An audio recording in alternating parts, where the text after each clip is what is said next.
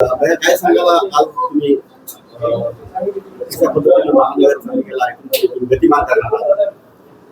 सगळ्यात पहिले परभणीकरांचं धन्यवाद.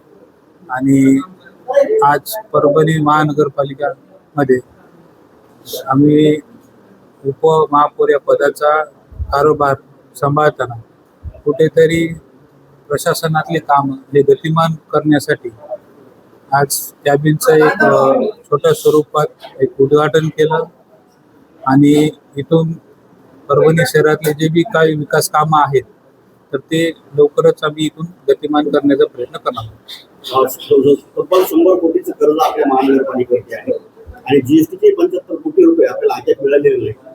आणि परभणीचे नागरिक एवढे सुटले आहेत की वेळेवर टॅक्स सुद्धा भरत नाहीत. काय आवाहन करणार आणि काय आश्वस्त करणार आहात तुम्ही? सगळ्यात पहिले परभणी महानगरपालिकेचं जे आर्थिक जे उत्पन्न जे आहे जे की राज्य शासनाने सांगितलेलं आहे की तुम्ही तुमच्या स्तरावर तुमचे आर्थिक स्रोत निर्माण करा. आणि त्यातला एक जो विषय आहे आर्थिक स्रोतातला तो आहे घरपट्टीचा, पाणीपट्टीचा, जे की आपल्या परभणी शहरामध्ये आपण वारंवार शास्तीचे सुद्धा फार 100% शास्तीची घोषणा सुद्धा करतो. आणि त्यांना आपण त्या पद्धतीने काम करण्यासाठी सांगतो की बाबा आम्हाला तुम्ही कुठेतरी हे प्रशासन चालवण्यासाठी जे पैसे जे लागतात त्या संदर्भात सुद्धा आम्ही शास्ती माफ करा या संदर्भात घोषणा करत असतो. पण कुठेतरी उदासीनता याच्यात दिसते. आणि तो पाणीपट्टीचा जो विषय आहे एवढी मोठी यंत्रणा आहे की ज्याला दर महिन्याला 60 ते 70 लाख रुपयाचा खर्च आहे.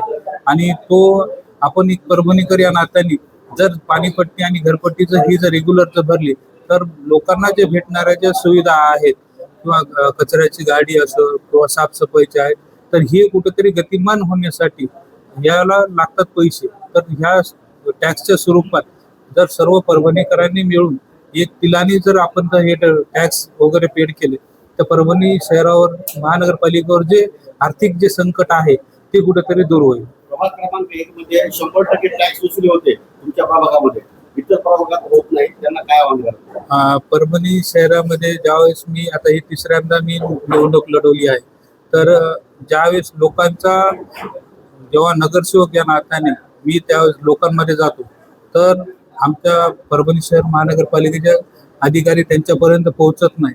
तर यासाठी मी परभणीतल्या आमच्या प्रभाग क्रमांक 1 मध्ये काही ठराविक ठिकाणी स्पॉट केलेले आहेत की ज्या ठिकाणी बिल कलेक्टर येतात, तिथं संबंधित सर्व अधिकारी तिथं प्रस्तावित होतात.